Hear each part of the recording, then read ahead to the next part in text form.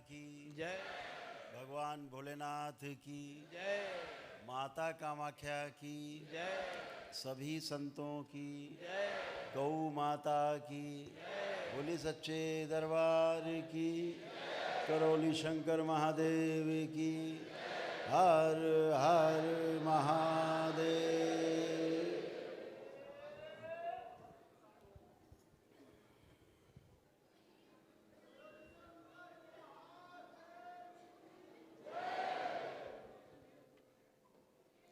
दरबार में आप सभी का बहुत बहुत स्वागत है।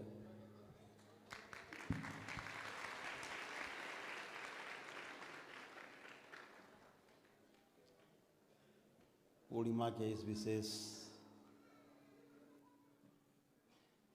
अवसर पर, इस विशेष तिथि पर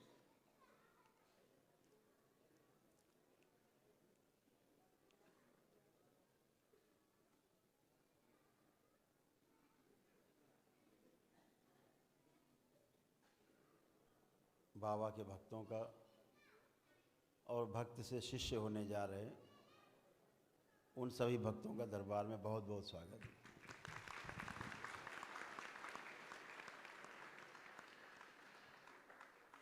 आज बड़े सौभाग्य का दिन है कि आज आप बाबा के भक्त से शिष्य होने जा रहे हैं।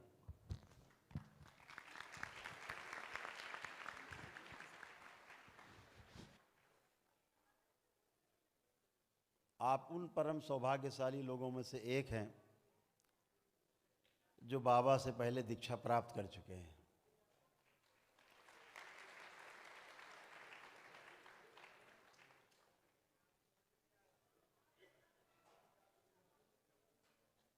कहते हैं कि जो गुरु का रिश्ता है वो सभी रिश्तों से ऊपर है, सभी संबंधों से ऊपर है, क्योंकि माता पिता हमें और हमारा समाज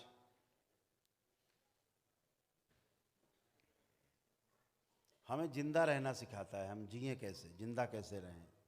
दाल रोटी, रोटी कपड़ा मकान यहीं तक सीमित है। हमारे माता पिता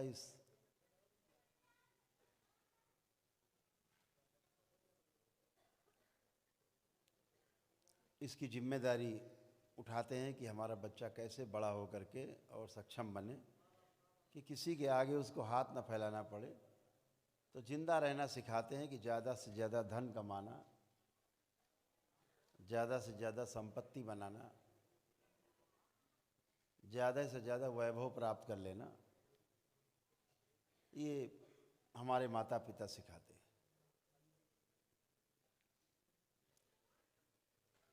लेकिन जब व्यक्ति को गुरु मिलता है, कोई पूर्ण गुरु बाबा जैसा, तो सारे पुराण भरे पड़े हैं, सारे ग्रंथ भरे पड़े हैं ऋषि मुनियों।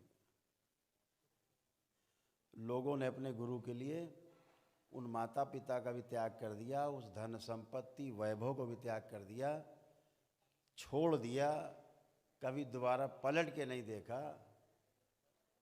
क्योंकि गुरु हमें जिंदा रहना नहीं, गुरु हमें जीना सिखाता है।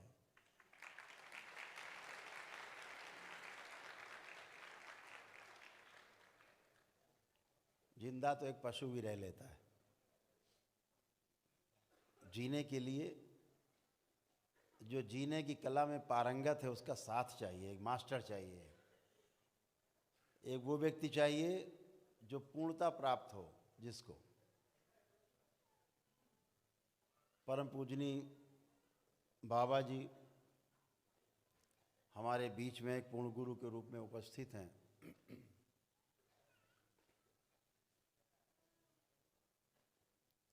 और निरंतर आपके बीच में है। अपने एक एक भक्त की, अपने एक एक शिष्य की रक्षा करना, देखभाल करना, संभाल के रखना, ये बाबा का काम है।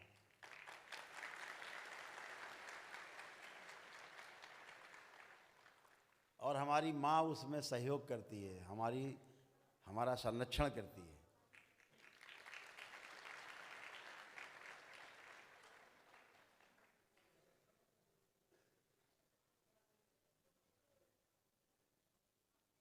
माँ में एक स्वाभाविक गुण होता है ममता का। ममता शब्द का अंग्रेजी केयर बोलते हैं, केयर, केयर करने वाली माँ। ये माँ के हिस्से में आता है ममता। पिता के हिस्से में आता है वात्सल्य, अंग्रेजी में बोलते हैं उसको गाइडेंस। पिता के हिस्से में हमारे खाने पीने का इंतजाम, बाहर के लोगों से सुरक्षा, कोई हर वो वस्तु उपलब्ध कराना, शिक्षा जो हमें चाहिए होती है, पिता का दायित्व है। लेकिन माँ का दायित्व उससे भी बढ़ के है, बहुत ऊपर है। जैसे आप बिस्तर गीला कर दो तो पिता आपके लिए ये व्यवस्था कर सकता है कि एक दूसरा गद्दा ला दे, बढ़िया दूसरा बिस्तर दे दे, आपको गीले से उठा के आपको सूखे में सुखपूर्वक लिटा दे। लेकिन माँ जैसा नहीं कर सकता कि माँ आपको गीले से उठा के सूखे में लिटा दे अपनी जगह और गीले में खुद लेट जाए। ये पिता नहीं कर सकता।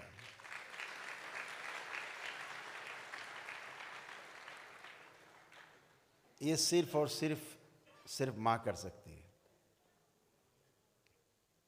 क्योंकि संतान उसके कलेजे का टुकड़ा है। 9 महीने गर्भ में रख के पालती है माँ।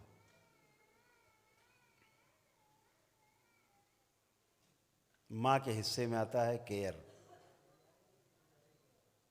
लालना, पालना,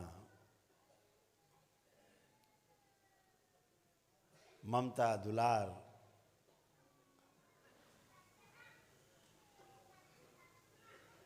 जरा सा रोए तुरंत गोद में उठा लेना, हिलाना, डुलोना, सब काम छोड़ के।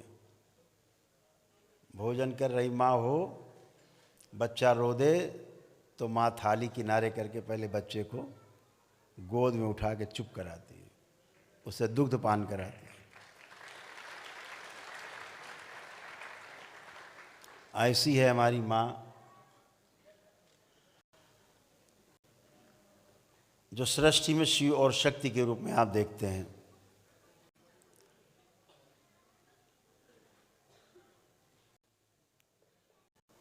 कहते हैं कि एक स्त्री में पुरुष की अपेक्षा 16 गुना ज़्यादा क्षमता होती है। नारी बहुत कोमल है शरीर से, मन से भी कोमल है, लेकिन जब वो कठोर होती है तो पुरुष से 16 गुना ज़्यादा कठोर हो सकती है। ध्यान रखना हमेशा, ये उसके पास विशेष शक्ति है। वो सीता भी बन सकती है और रण की चंडी भी बन सकती है, दोनों शक्ति उसके पास।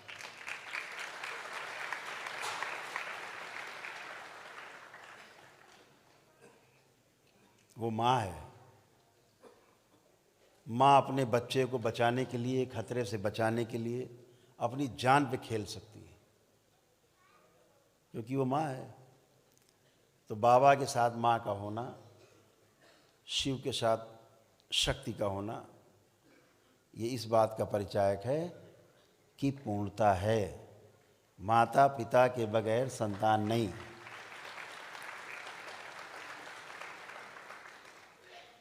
और इसीलिए बाबा को पूर्ण गुरु का दर्जा है।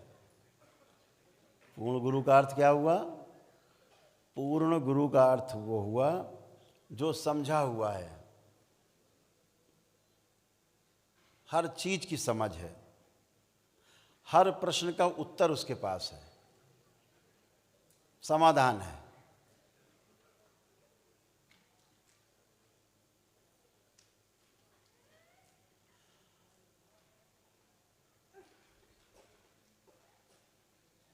मानव लक्ष्य और जीवन लक्ष्य दो अलग अलग हैं, इसको ध्यान से समझना है। एक मानव लक्ष्य है, दूसरा जीवन का लक्ष्य। मानव के अंदर जो जीवन है, जो आप में बैठ के सुन रहा है, हम में बैठ के बोल रहा है, आप में बैठ के देख रहा है, वो जो लक्ष्य है, मानव का लक्ष्य और जीवन का लक्ष्य अलग अलग है।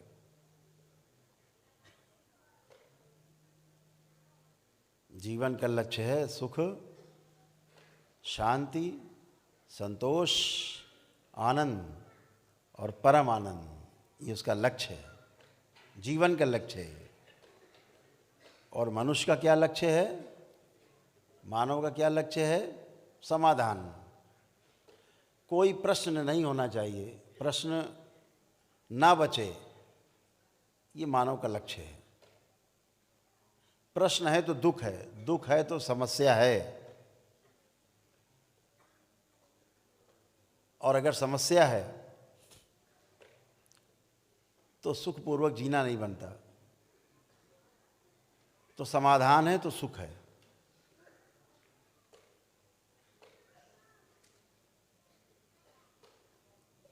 तो समाधान ही जो है वो मनुष्य का लक्ष्य है।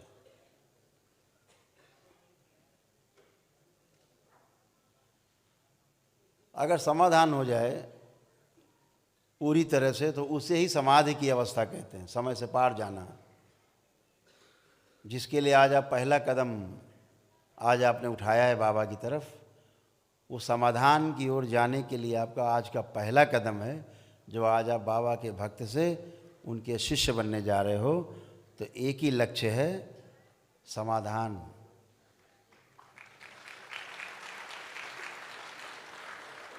यानी जीवन में कोई प्रश्न न बचे, जीवन में कोई दुख न बचे।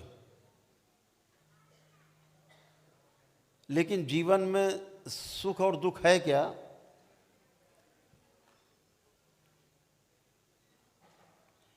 इस बात को समझ लेना भी ठीक रहता है। कभी यहाँ से चर्चा होगी लंबी, आज तो आप दीक्षा के लिए बैठे। सुख वस्तु के रूप में क्या है, दुख वस्तु के रूप में क्या है, अभी हमें पता होता नहीं, और हम सुख की खोज में लगे रहते हैं। ठीक उसी तरह है जैसे आपने किसी व्यक्ति का कभी चेहरा ना देखा हो, केवल नाम सुना हो कि भाई राम सुखदास। अब राम सुखदास को ढूंढना है अब आपको, चेहरा देखा नहीं, मिले कभी है नहीं, अब आपको राम सुखदास से मिलना है। बताओ पूरे जीवन में ऐसा कौन आदमी है जीवन काल में जो राम सुखदास को ढूंढ लेगा? तो जब आपको सुख का ही नहीं पता, सुख वस्तु क्या है, तो सुख कैसे प्रतीति होगी आपको सुख की? अब जिसे आप सुख मान के जीते हैं, अच्छा मकान हो, अच्छे कपड़े हो, गाड़ी हो शानदार, जेब में रुपया हो, थोड़ा सोना चांदी भी घर में हो, तो बोला कि बहुत सुख है, ये बहुत सुख है। चलो ठीक है, ये सब भरा है आपके पास, सारा कुछ भरा है। आपका पुत्र सवेरे उठते पहले आपको 4 गाली देता है, आप ढूंढो सुख इसमें। जो आपके पास रुपया पैसा, बढ़िया मकान, गाड़ी घोड़ा, बंगला सब मौजूद है, अब जरा हमें सुखी रह के दिखाइए। लड़का सवेरे उठते पहले 4 गाली बकता है आपको, ढूंढिए सुख, मिलता है? नहीं मिलता। बहुत शरीफ आदमी होते बेचारे, कुछ करते रहते बच्चा हमारा ठीक हो जाए, नहीं कर पाते तो कुछ लोग सुसाइड कर लेते हैं, आत्महत्या कर लेते हैं। अब कहाँ गया? अगर ये सुख था तो फिर सुख मिलना चाहिए था, कोई गाली बकता रहे। लेकिन ये सुख नहीं है, अभी माना हुआ है हमने कि सुख है। हमने मान लिया है कि बहुत अच्छे कपड़े पहन के पार्टी में जाएंगे तो लोग भैया बहुत हमारी जो है सलूट मारेंगे। कोई सलूट वलूट नहीं मारता, अंदर से बस आग लगी रहती, धुआं नहीं दिखता आपको, लेकिन आग लगी रहती है।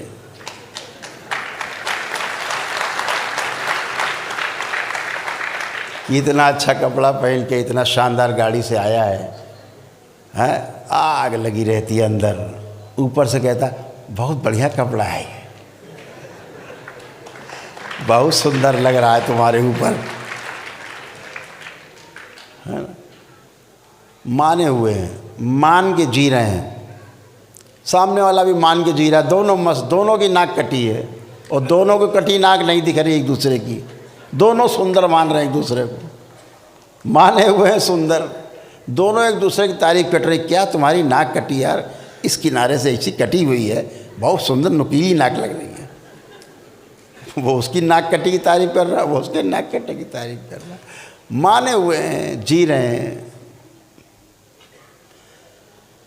मान के जीना और जान के जीना दो अलग अलग वस्तु हैं। माने हुए को अगर जान लिया जाए जांच करके तो हमारा जीना और बेहतर हो जाता है।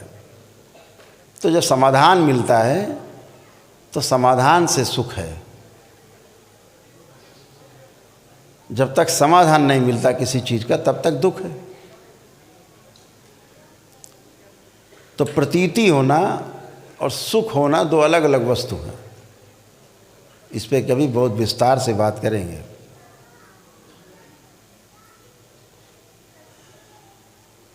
तो आज जीवन का जो लक्ष्य है वो आगे है।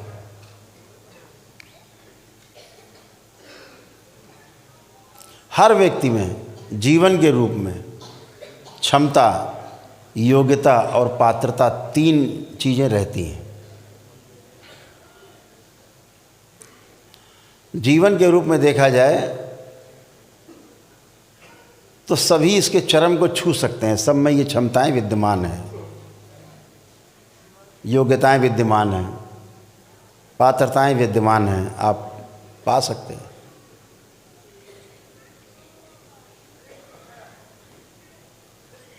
तमाम चीज़ें ऐसी हैं, शायद आपने न ध्यान दिया हो अपनी व्यस्तता के कारण। हम लोग तो खाली आदमी हैं तो बहुत ध्यान देते हैं। तमाम ऐसे ग्रंथ हैं जिनको पढ़ करके आपको लाज आएगी, लज्जा आएगी। आपको लगेगा या तो इस ग्रंथ को कहीं छुपा दें या फाड़ के जला दें। ऐसे ऐसे ग्रंथ हमारे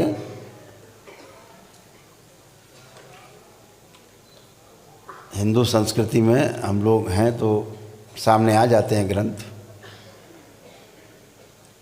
ऐसे ऐसे पुराणों में ऐसी ऐसी चीज़ें हैं। हमारे आराध्य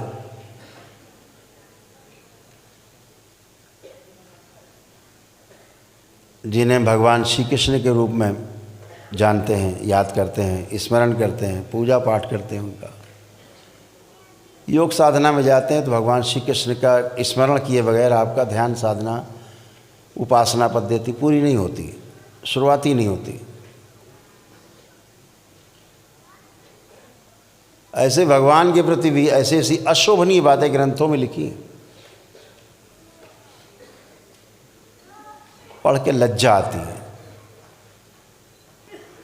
और उसका बखान करते हैं लोग बैठ करके मंच पे, तो सिर भी शर्म से झुक जाता है। लेकिन आप ढोलक और मंजीरा के बीच में ये नहीं जान पाते कि ये भगवान की बड़ाई नहीं कर रहे, ये भगवान की निंदा कर रहे हैं। कुछ भी बोले चले जा रहे हैं, कैसा भी बोले चले जा रहे हैं।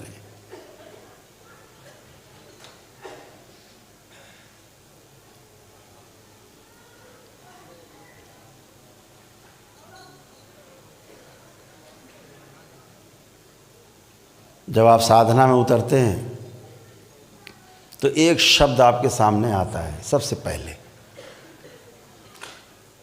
उस शब्द को हम कुंडलिनी के नाम से जानते हैं। कुंडलिनी जो है एक ऊर्जा है जो हमारे मूलाधार में स्थिर है। माना जाता है कि एक सर्प जैसा आकार में ऊर्जा है जो 3.5 गोलाकार कुंडली में बैठी हुई है सुप्तावस्था में। ध्यान और साधना से हम उसे संधान करते हैं और उसको मूलाधार से ऊपर की ओर गति करते हैं। अभी अधोगामी है, फिर ऊर्ध्वगामी के लिए गति करते हैं।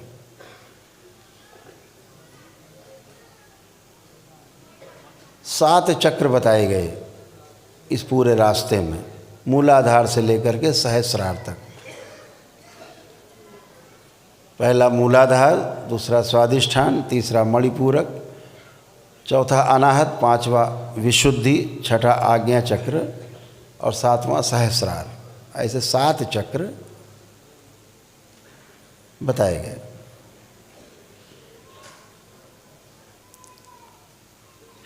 इन 7 को वेद कर जब ब्रह्म माना गया, इसके पार जाते हैं तो पार ब्रह्म बोल देते हैं, पर ब्रह्म जैसा हो।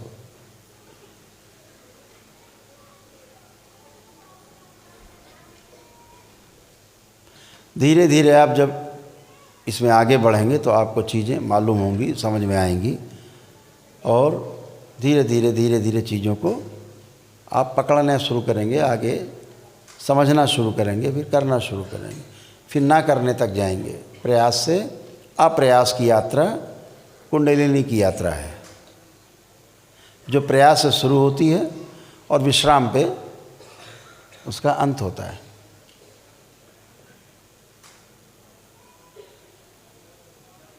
उस कुंडलिनी में बोला जाता है कि जो बाईं तरफ, ऐसे कुंडलिनी सर्फ हर जगह क्रॉस करता है, ऐसे मान के चलते। 2 ऊर्जाएं हैं जो बाएं और दाएं, और एक बीच में है। जो बाएं हैं उसको बोल देते हैं ईड़ा,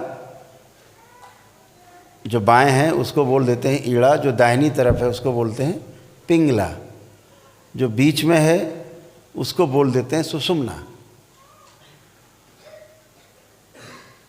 इसको और ज्ञानियों ने आगे जब विस्तार से चर्चा की, हमारे ग्रंथ तमाम इस तरह के शब्दों से आच्छादित हैं कि जो खोलना चाहेगा, डिकोड करना चाहेगा, उसी को खुलेगा उसका अर्थ। बाकी सब अर्थ का अनर्थ है पढ़ेंगे।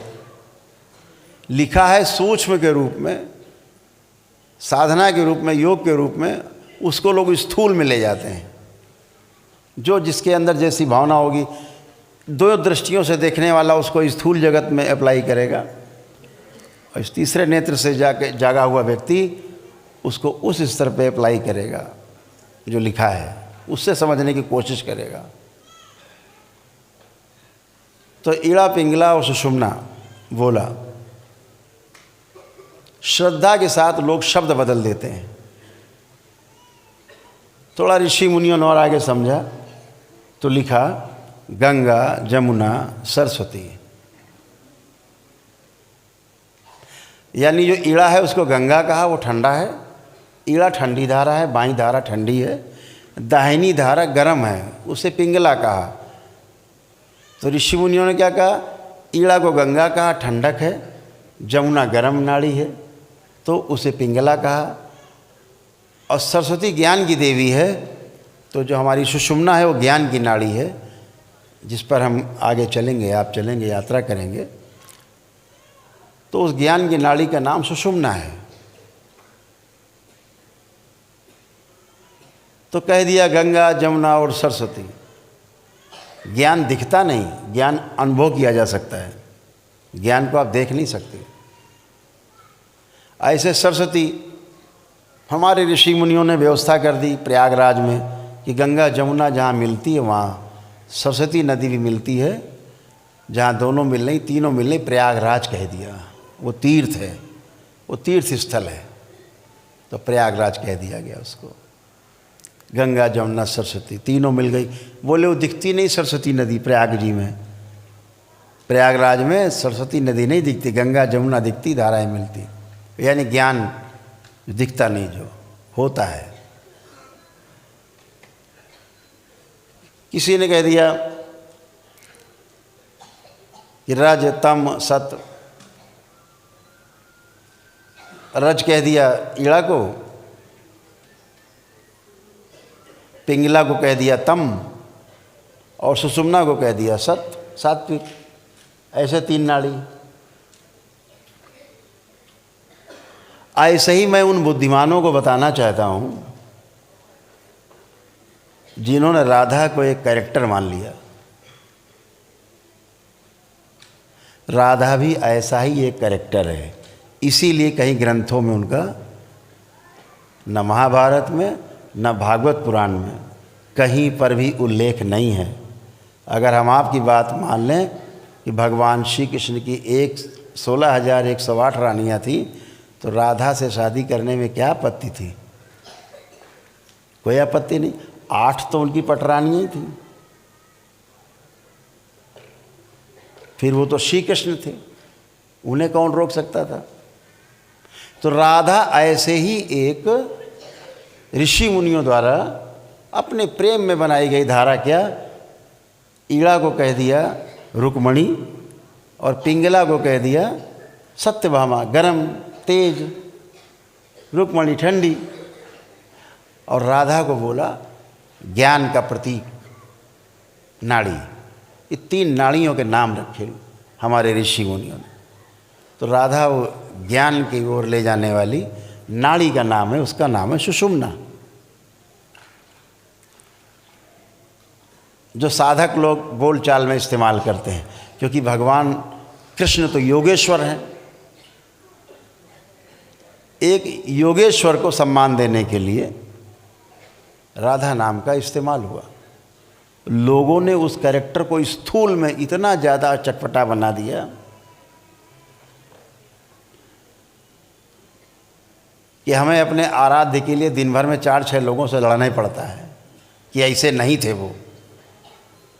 जिनकी 16,108 पत्नियां बता रहे हो, तो हमें महापुरुषों से भी पूछना पड़ता है कि उनके मस्तक पर आपने कभी मयूर पंख देखा है?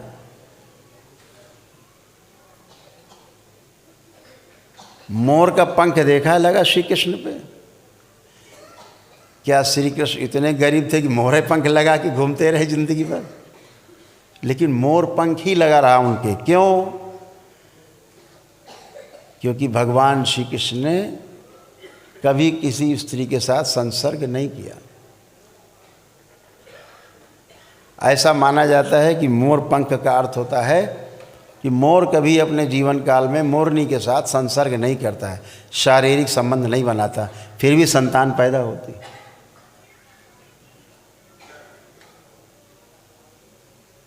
मोर से कुछ आंसू गिरते उल्टी करता छोटी सी, मोरनी खा लेती है उसको, गर्भ से रह जाती है। इसलिए मोर प्रतीक है भगवान श्री कृष्ण के मस्तक पर सुशोभित है। जिनको कभी किसी काम वासना ने छुआ तक नहीं है, उन्हें आप किसी एक कैरेक्टर के साथ जोड़ करके इस तरह से दिखा रहे हो। और मैंने तो एक पुराण पढ़ी हुई है पुराण, इन 18 पुराणों में एक पुराण भी है जिसमें इतना गंदा गंदा, इतना गंदा गंदा लिखा है कि यहाँ बैठा कोई माता पिता अपने बच्चों को पढ़ा नहीं सकता। उन योगेश्वर के बारे में ऐसे लिखा।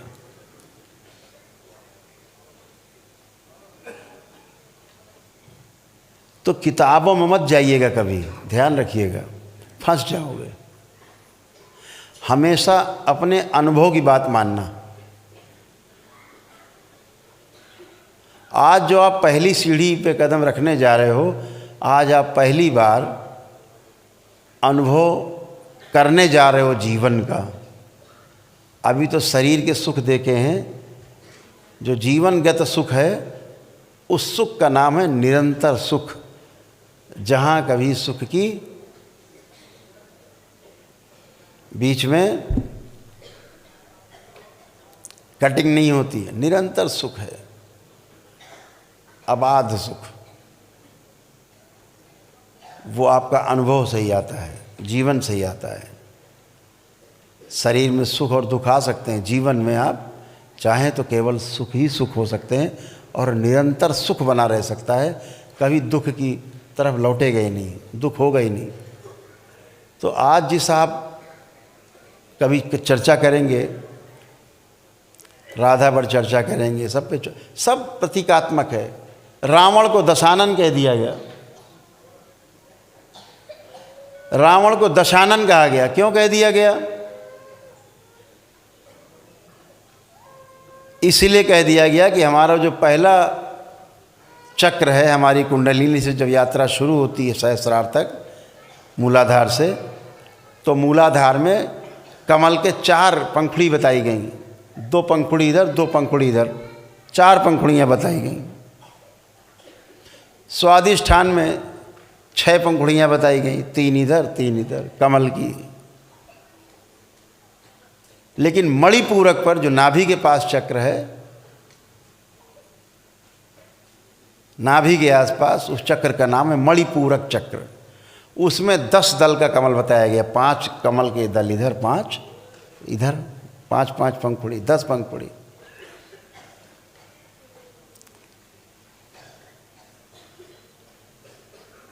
रावण नाम का विद्वान ब्राह्मण खुली आँखों से अपने इस नाभि चक्र पे स्थिर रहता था, उसके प्राण सदा यहाँ रहते थे नाभि पर। तभी विभीषण ने कहा था, चूँकि वो उस राज को जानता था, राम से कहा था कहीं तीर मारोगे नहीं मरेगा, लेकिन अगर नाभि पे आप भगवान तीर मार दोगे तो रावण मर जाएगा। तो भगवान राम ने वहीं तीर मारा।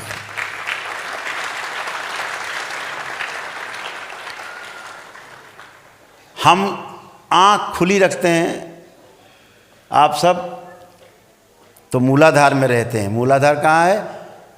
मल और मूत्र द्वार के बीच में जो जगह नीचे, हम मूलाधार स्थिर है, ऐसा माना जाता है। खुली आँखों से वहाँ रहते हैं। आँख बंद करके चलते हैं तो ऊपर को चलते हैं। खुली आँखों से हर व्यक्ति वहाँ रहता है। रावण कहाँ रहता था? नाभि पर, खुली आँखों से। राम, इसलिए रावण को दशानन कहा गया।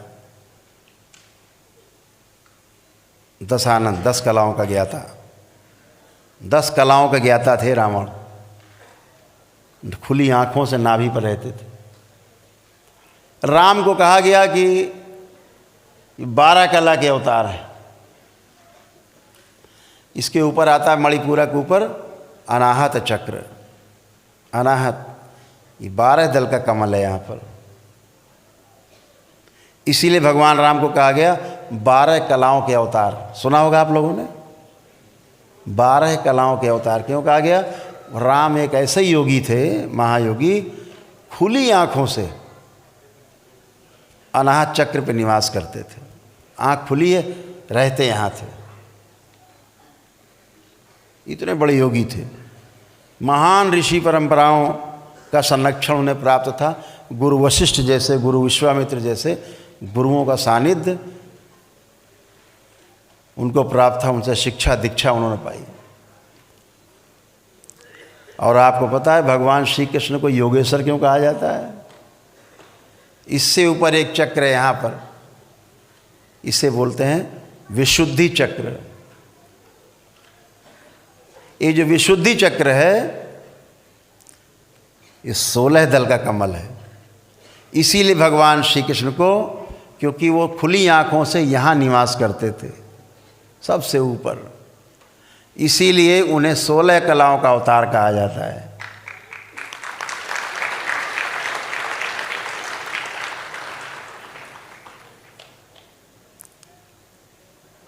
यानी जिन्हें काम, क्रोध, मद, लोभ, अहंकार कुछ छू भी न गया हो, विशुद्धि। इसीलिए उन्हें 16 कलाओं का अवतार कहा जाता है। भगवान श्री कृष्ण को जो खुली आँखों से यहाँ रहते थे, सबसे ऊपर थे। राम से भी आगे एक अवतार। और हमारे कुछ महान लोगों ने जो ये धरती पे जिंदा हैं, उन्होंने उन्हें काम कला का अवतार बना दिया है भगवान श्री कृष्ण को। शर्म आनी चाहिए इनको। डूब के मर जाना चाहिए चुल्लू भर पानी में। जो योगेश्वर है, जिसको काम, क्रोध, मद, लोभ कभी छू ना गया हो, उससे दिन भर ऐसा बता दिया कि दिन भर बस वो स्त्रियों के साथ रमण कर रहे हैं, गोपिकाओं के साथ दिन भर रमण कर रहे हैं। तुम्हें पता भी है कि गोपिकाएं कौन है? तुम 16,108 नारी कहते हो, और ये दरबार 16,108 नारी नहीं, 16,108 नाड़ी शरीर की, उनके स्वामी का नाम श्री कृष्ण है।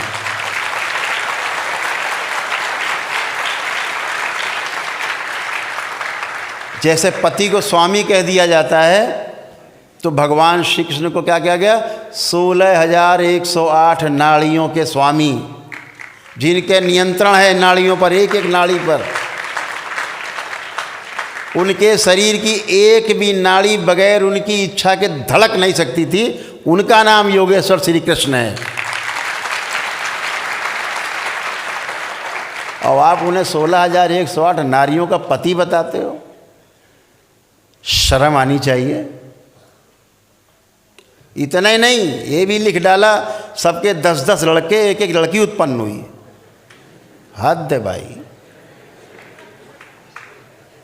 आगे पढ़ो तो आपके नीचे से पैर धरती खिसक जाएगी। एक ही काम था उनके पास। तो महाभारत तुमने लड़ी? इतने दैत्य मरवाए जीवन काल में, तुमने मरवाए थे। यही काम करते रहे बेचारे। आगे पढ़ो तो धन्य हो जाएगा आप उस योगेश्वर को।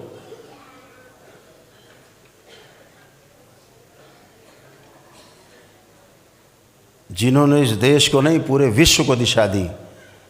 वह ग्रंथ जिसकी कसमें अदालत में खाई जाती हैं हाथ रख के, उस ग्रंथ का नाम है गीता, श्रीमद् भागवत गीता। रामायण पे हाथ रख के कसम नहीं खाता कोई, श्रीमद् भागवत गीता पे रख के कसम खाता है। उस योगेश्वर कृष्ण के बारे में ऐसी ऐसी बातें, भद्दी भद्दी, दिन भर एक ही सूत्री कार्यक्रम। 8 वर्ष के श्री कृष्ण, 12 वर्ष की राधा। आप कह रहे हो दिन भर लिए पड़े रहते थे? अरे होश में हो भाई, होश की दवा खाओ। जब गोकुल छोड़ा श्री कृष्ण भगवान ने, तब उनकी उम्र 12 वर्ष थी। आप उन्हें काम कला का अवतार बता रहे हैं? अरे शर्म के मारे चुल्लू और पानी में डूब के नहीं मर जाओ। अपने भगवान के बारे में कुछ अच्छी अच्छी बातें करो, बच्चों को कुछ अच्छी शिक्षा मिले, बच्चों को उनका ज्ञान चक्षु खुले। चीज़ें लिखी गई हैं कोड में, जे जान ही तेई दे जनाई, बाकी मूर्ख बने रहो, इसलिए लिखा गया। बहुत विस्तार से बोलेंगे किसी दिन, तो इनकी धज्जी उड़ाएंगे जितने बदमाश हैं ये।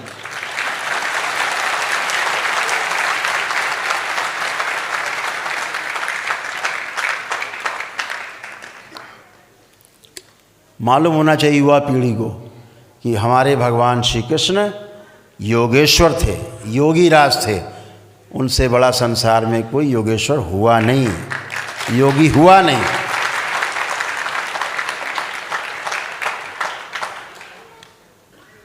वो योगेश्वर नहीं होते तो भगवान परशुराम ने अपना सुदर्शन चक्र उनको नहीं दिया होता। भगवान परशुराम उन अवतारों में से एक हैं जिनके ऊपर आरोप लगा देते लोग बैठ के, केवल ब्राह्मणवाद का, जो क्षत्रिय विरोधी थे, बस ऐसे बना दिया। अरे भैया कुछ तो बुद्धि लगा लो यार। आप उनकी बात कर रहे हो जिनको जाति का मतलब नहीं, किसी से कोई लेना देना नहीं, जिन्होंने मानव धर्म को ही श्रेष्ठ माना। भगवान भोलेनाथ के एकमात्र शिष्य जिनका नाम है भगवान परशुराम हैं, जिनका नाम है भगवान परशुराम। ऐसी सी बात है। तो अगर वो योगेश्वर नहीं होते श्री कृष्ण, तो भगवान परशुराम उन्हें सुदर्शन चक्र नहीं देते। सुदर्शन चक्र भगवान श्री कृष्ण को भगवान परशुराम ने ही प्रदान किया था, उन्हीं से मिला। कहाँ से जाति पात आ गई? किस ब्राह्मण को उन्होंने सुदर्शन चक्र दे दिया?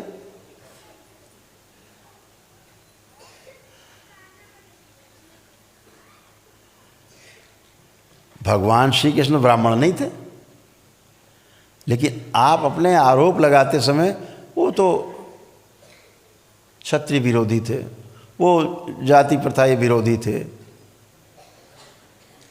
ब्राह्मणवादी थे।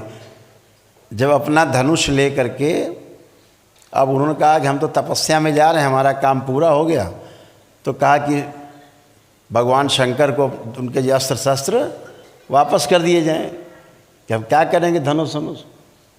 तो देने गए तो भोलेनाथ ने कहा अरे भाई हम तो दे चुके हैं, हम दिया हुआ नहीं लेते, अब तुम ले जाओ, तुम्हें जहाँ देना लेना हो तुम करो। अच्छा, तो एक बार रावण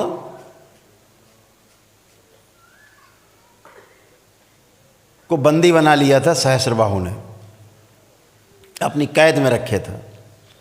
तो भगवान परशुराम भगवान शंकर से मिलने गए तो उन्होंने कहा कि भाई तुम शिष्य तो हमारे हो, लेकिन तुमने दक्षिणा आज तक नहीं दी। बोले प्रभु आप आदेश करो दक्षिणा। तो बोले आधी दक्षिणा में आज दो, आधी। बोले आधी मतलब? बोले आधी आज और आधी बाद में। कि प्रभु दिया आदेश करो। तो बोले रावण जो है सहस्रबाहु जो राजा है उसकी कैद में है, उसे छुड़ा दो।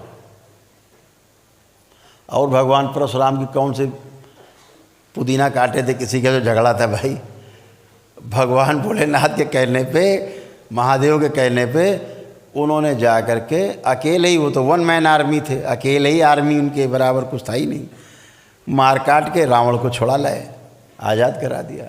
ये दुश्मनी सहस्रबाहु की और भगवान परशुराम की थी, जो उन्होंने, उनके परिवार ने उनके पिताश्री की हत्या करके गाय का मामला बना करके और उनकी हत्या की, बदला लिया। वो कथा हम आपको सुना ही चुके हैं पहले कि भगवान परशुराम ने कभी भी एक भी क्षत्रिय की हत्या नहीं की।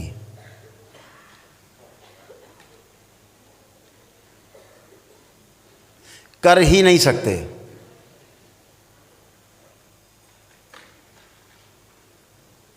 ये कथा फिर आपको हम सुनाएंगे कभी, आज बहुत समय हो जाएगा। नहीं ठंडी लग रही, गर्मी लग रही, हमें तो पता नहीं।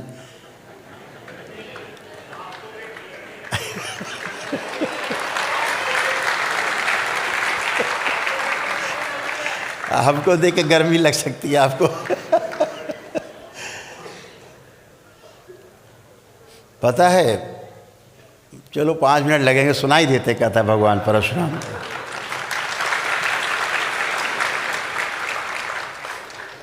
भगवान परशुराम को जब पता लगा कि उनके पिताश्री की हत्या हो गई है ऋषि जमदग्नि की, तो आए। और जैसा कि आप सबको पता है, आप सब उस भोग से भोग के निकले हो, स्मृतियों से। वो तो महान ऋषि थे, तपस्वी थे भगवान परशुराम, उनसे बड़ा ऋषि तपस्वी हम तो किसी को आज तक मानते ही नहीं, धरती पैदा ही नहीं हुआ। उन्होंने सारे पिंडदान और जो पिता के मृत्यु के बाद पुत्र कर सकता है वो उन्होंने सारे विधि विधान से सारे वैदिक कार्यक्रम सब किए। पितृमुक्ति वगैरह के लिए सब कुछ किया जो भी कर सकते थे। अब ये तो नहीं कहा जा सकता उनको ज्ञान नहीं था, पूरा ज्ञान था, कर दिया। लेकिन पितृ की जो स्मृतियां थीं वो नहीं गईं, वो चिपक गईं, वो बनी रहीं। इसके ऊपर बड़े बड़े सीरियल बने हैं रामायण के, रामानंद सागर ने भी बनाया है, इस पे सीरियल बनाया है।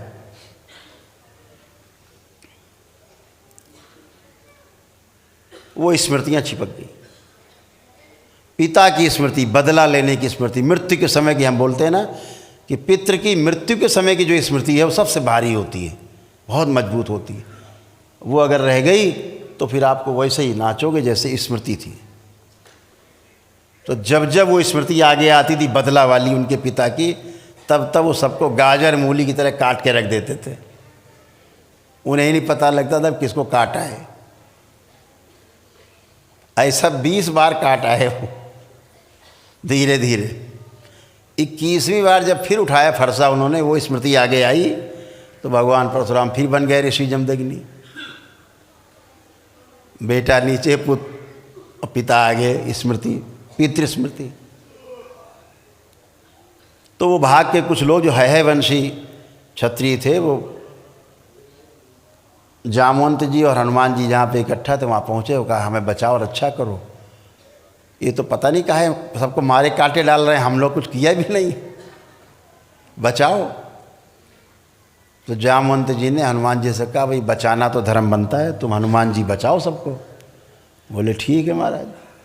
तो हनुमान जी चले और परशुराम जी के पास पहुँचे। भैया काहे काटने के लिए फरसा निकाल लिया, 20 बार काट चुके, अभी फुर्सत नहीं मिली, फिर 21वीं बार, ये कब तक चलेगा? बोले चलते रहेगा।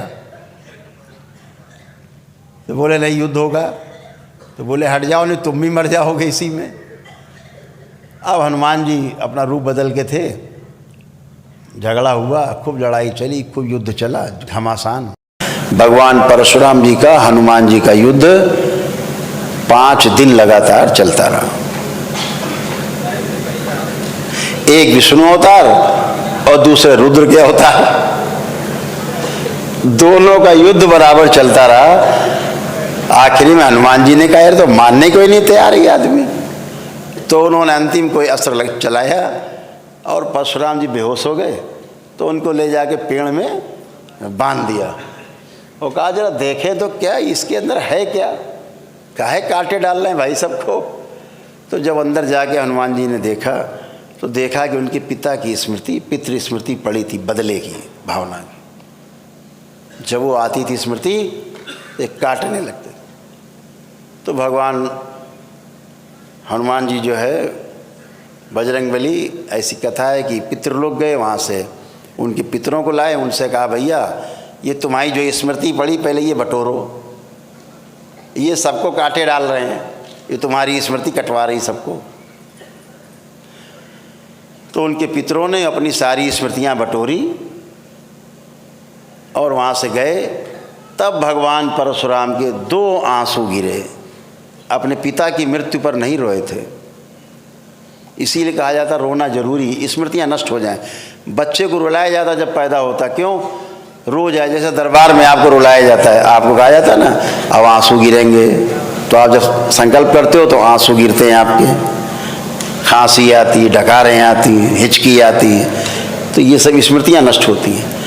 तो ऐसे ही जब बच्चा पैदा होता है उसको रुलाने की कोशिश करते हैं, रोज आए जो बची कुची स्मृति इसके पिछले जन्म की हो वो भी निकल जाए, इसलिए रुलाया जाता है उसे। तो ऐसे ही भगवान परशुराम के 2 आंसू गिरे स्मृति के, टपक के, तब वो स्मृति नष्ट हुई जो उनके पिता की स्मृति थी बदला लेने की, हत्या के बदला लेने की। तब उनका बदला जो हत्या वाला कांड था 21वीं बार, तब उनका बंद हुआ।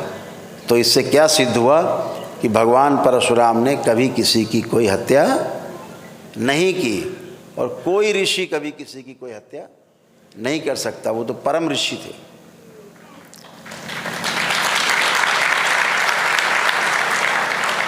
उसके बाद फिर उन्होंने जितने लोगों की हत्याएं की थी, जब उनको पता लगा कि हमने इतनी हत्याएं कर दी हैं, हनुमान जी ने बताया तुमने इतने लोग मार डाले, लाखों लोग मार डाले, तो उनको बड़ा दुख हुआ। तो उन्होंने जितने लोग मारे थे सबका पिंडदान किया, सबका श्राद्ध किया, सभी का, सबको मुक्ति दिलाई उन्होंने। ये भगवान परशुराम ने किया। तो गलत ढंग से प्रचार करके लोग अपनी रोटी सेकते हैं, वो रोटी सेकने से बाज आना चाहिए, जो वास्तविक मूल बात है उसको सामने लाना चाहिए सबके। तो वो भगवान परशुराम जिन्होंने कोई हत्या ही नहीं की किसी क्षत्रिय की, रावण से संबंध इतना था कि उसको छुड़ाया था उन्होंने। तो क्या हुआ, वो धनुष लेके रावण के पास पहुँचे। जब रावण के यहाँ गए तो उन्होंने देखा कि किसी एक ब्राह्मण का वो अपमान कर रहा था, तो उन्होंने धनुष उसको देने से इनकार कर दिया। तब वो राजा जनक के यहाँ गए, और फिर धनुष कहाँ गया? वो जनकपुरी में गया। तो भैया राजा जनक तो ब्राह्मण नहीं थे, तो धनुष काहे दिया?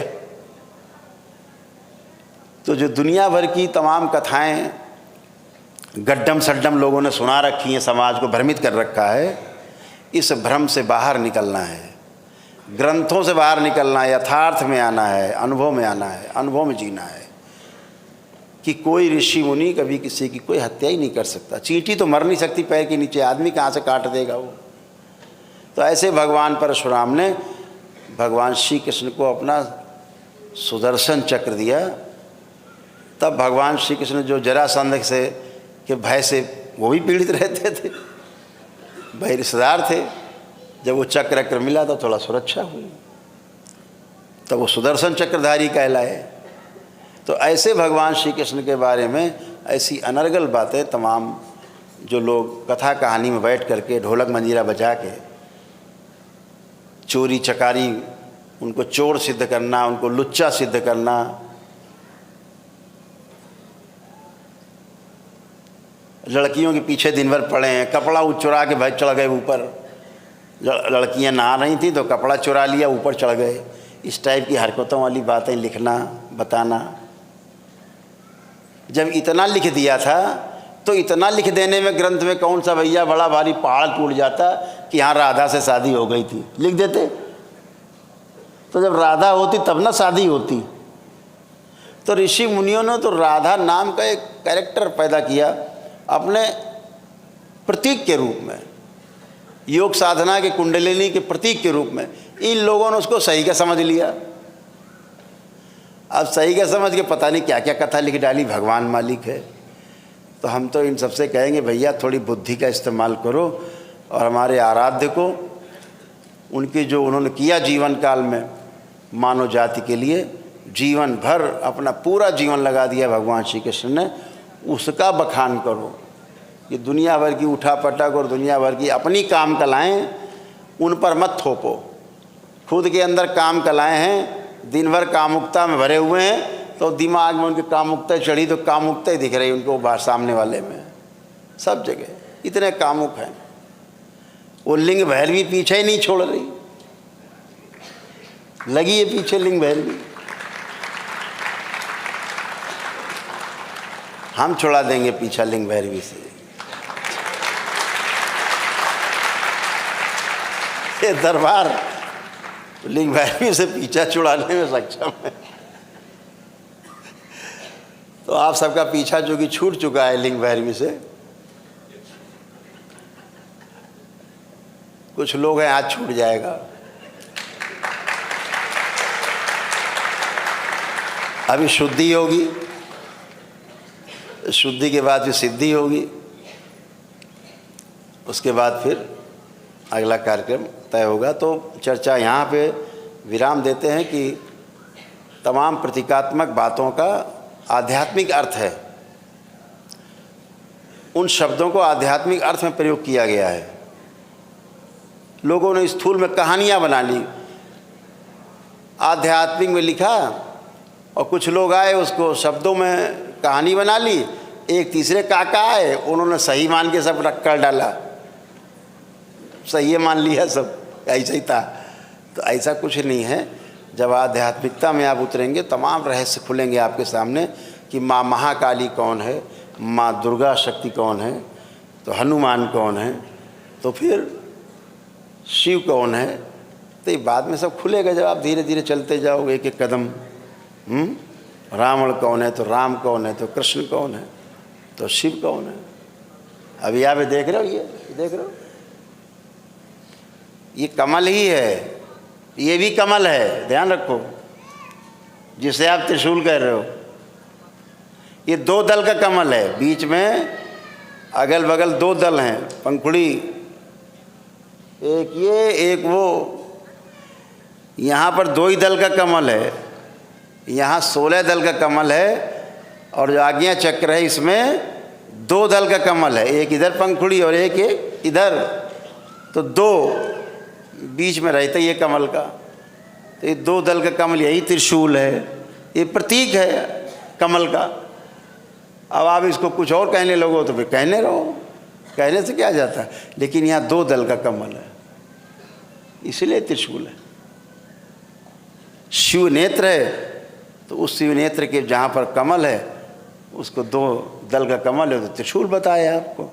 अब पता लगे यही त्रिशूल है, किसी की पेल दिया पेट में। तो आध्यात्मिक व्यक्ति के लिए ये कमल है, आप किसी और के लिए त्रिशूल हो सकता है, इतनी तो बात है। ये सहस्रार है, सहस्रार में सहस्रों दल का कमल है, यानी सारे कमल ऐसे हैं सीधे, ये वाला उल्टा कमल है, हजारों पंखुड़ियाँ उल्टी लटक रही हैं। चोटी इसीलिए रखते हैं कि वो कमल का दंड है। चोटी रखने का मतलब है कि ये पुष्प खिल गया है जिसका, वो चोटी रखने का अधिकारी। अभी हमारे नहीं लगी चोटी, अभी चोटी नहीं है भाई, तो नहीं खिला होगा, नहीं है तो सहस्र दल का कमल। तो क्या करते थे ऋषि मुनि, जिनका जो ब्रह्मचारी ब्रह्म विचरण करते थे, वो ब्रह्मचारी कह लो उन्हें, चाहे उन्हें ब्रह्मवेत्ता कह लो, चाहे पार ब्रह्म परमेश्वर कह लो, जब वो इससे पार हो जाते थे सहस्रार से, इसको वेदना जान लेते थे, तो ब्रह्म में विचरण करने वाले हो जाते थे। तो इसलिए चोटी रखते थे वो, ये प्रतीक था कि ये ब्रह्म में विचरण करने वाले हैं, ये वो ब्राह्मण हैं, ये ब्राह्मण हैं, क्योंकि ये वेद चुके हैं आपके सहस्रार को।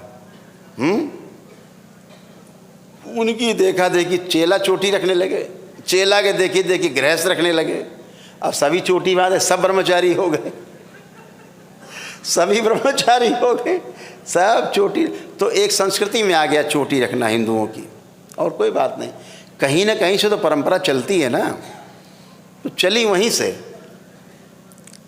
तो ये सब एक अवधारणा है, जो आध्यात्मिक लोग हैं वो चीज़ों को, तत्ववेत्ता जो होते हैं, तत्व जब वो खोलते हैं, तोड़ते हैं, डिकोड करते हैं चीज़ों को, तो ऐसे है। हमारे कई जैनी मित्र हैं, जैन मित्र हमारे कई, हम उनके परिवार में जाते रहते थे, तो उनके घर में फ़ोटो जरूर लगी रहती थी भगवान महावीर की,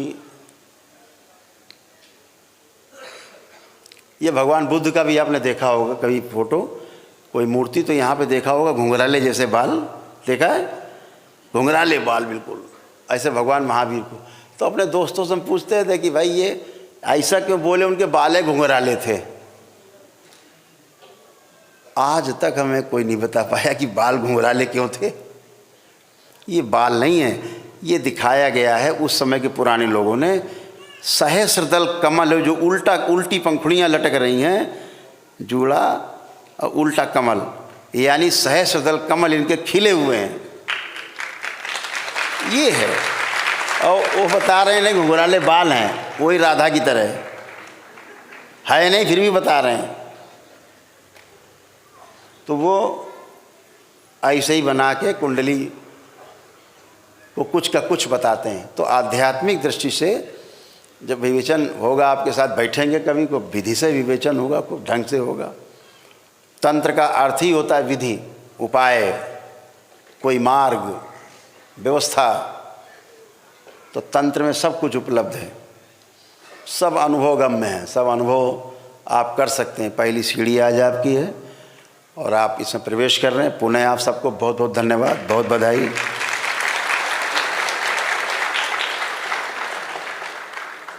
कभी इस पे आराम से प्रमाण के साथ बात करेंगे, तब आप सबको अच्छे से समझ में आए। हरि हरि।